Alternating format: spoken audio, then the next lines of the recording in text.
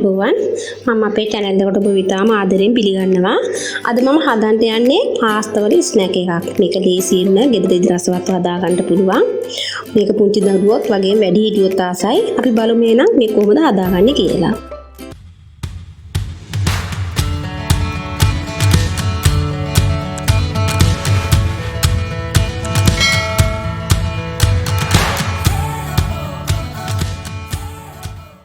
මම මේ සඳහා අරන් තියෙනවා පාස්තා ග්‍රෑම් 300ක්, ඒ වගේම ලුණු තේ හැඳි 2ක ප්‍රමාණයක්, තෙල් තේ හැඳි 2ක ප්‍රමාණයක්, පාන් පිටි මේස හැඳි 1මාරක්, කොන් පිටි මේස හැඳි 3ක්, ඒ වගේම මිරිස් කුඩු තේ හැඳි 2ක ප්‍රමාණයක් වගේම ලුණු කුඩු තේ හැඳි භාගයක්.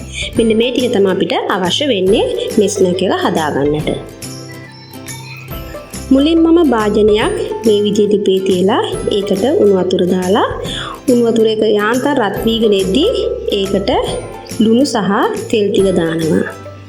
දාලා මම මේක හොඳින් මිශ්‍ර කරලා විනාඩි 5ක් විතර මේ වතුර ටික හොඳින් නටනකම් වහලා තියාගන්නවා.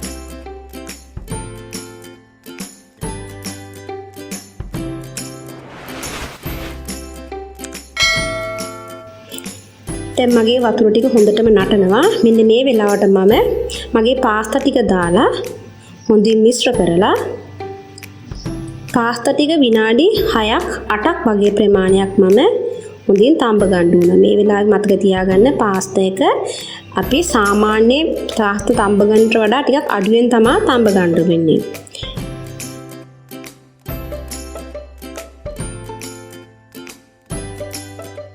විනාඩි 6කට පස්සේ මම මගේ තඹගත්තු පාස්තා ටික දැන් මගේ මේ පාස්තා ටික තැම්බිච්ච ප්‍රමාණය ප්‍රමාණවත්. ඒකට ඔයාලට බලා ගන්න පුළුවන් තමයි මේ පාස්තා කෑල්ලක් අතට අරගෙන ඒ පාස්තා කෑල්ල දෙකට කැඩෙනවා නම් ඒක තමයි අපිට අවශ්‍ය කරන ප්‍රමාණය. එහෙනම් අපි දැන් මේ පාස්තා ටික ලිපෙන් අයින් කරගමු. මම මුලින්ම කරන්නේ මේ පාස්තා ටික තඹගත්තු උණු වතුර ටික අයින් කරනවා. වල පරිස්සමට මේ දේ කරගන්න.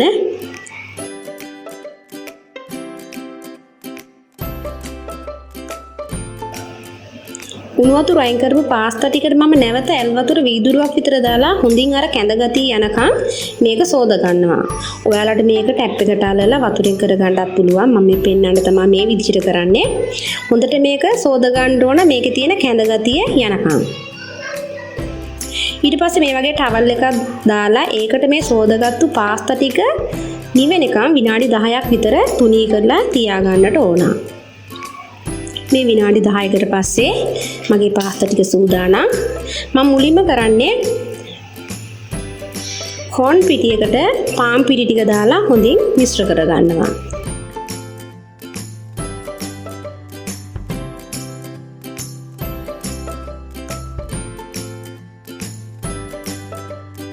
මිශ්‍ර කරගත්තු පාන් පිටි කොන් පිටි මේ වගේ වියලි භාජනයක ටිකක් දාලා ඒකට තඹගත්තු පාස්තා වලින් ටිකක් දාලා හොඳින් මිශ්‍ර කර ගන්න ඕන. මොකද පාස්තා එකේ මේ මිශ්‍රණය හොඳින් දැවටෙන්නට ඕන. එකට එකක් ඇලෙන්නේ නැති විදිහට මේක හොඳින් තවර ගන්නට ඕන. ඒ විදිහට ඔයාලා සම්බගත්තු සියලුම පාස්තා ටික මේ කොන් පිටි පාන් පිටි මිශ්‍රණයේ දවට ගන්න.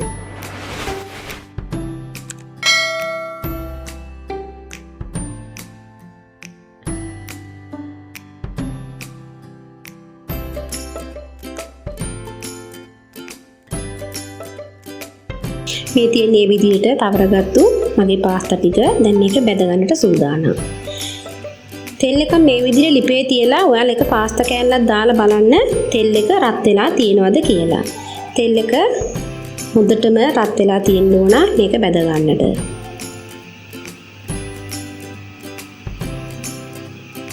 මගේ තෙල් ටික සූදානම්. දැන් මම පාස්තා ටික දාලා පාස්තා ටික gold brown color එනකම් මම මේක බෙද ගන්නවා. මතක තියාගන්න ඔයාලා මේක බදිද්දි මද ගින්නේ බෙද ගන්න ඕන.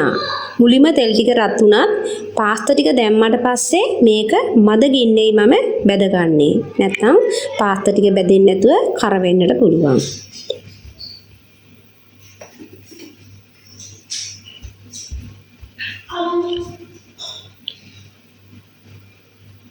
ඔයාලට පේනවා මගේ පාස්තා ටික ලස්සන කලර් එකකට බැදිලා තියෙනවා. දැන් මේක මම ටිපෙන් ඉවත් කර ගන්නවා.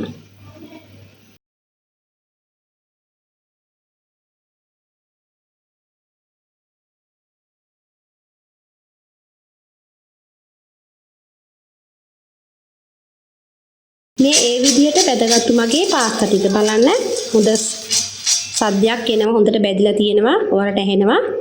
එහෙනම් මගේ මේ ස්නැක් එක හදා ගන්නට දැන් සියල්ල සූදානම්.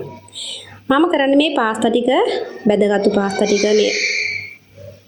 මේ වගේ බෝල් එකකට දාලා ඒකට ලුණු කුඩු මිරිස් කුඩුත් හොඳින් මිශ්‍ර කරලා ඒක පාස්තා එකට කලවම් කරගන්නවා. ඔයාලට මේ වෙලාවට පුළුවන් රම්පේ කරපිංචා කෑලි බිස්ටියක් ඕන නම් පොඩියට බැදලා එකත් එකතු කරගන්න.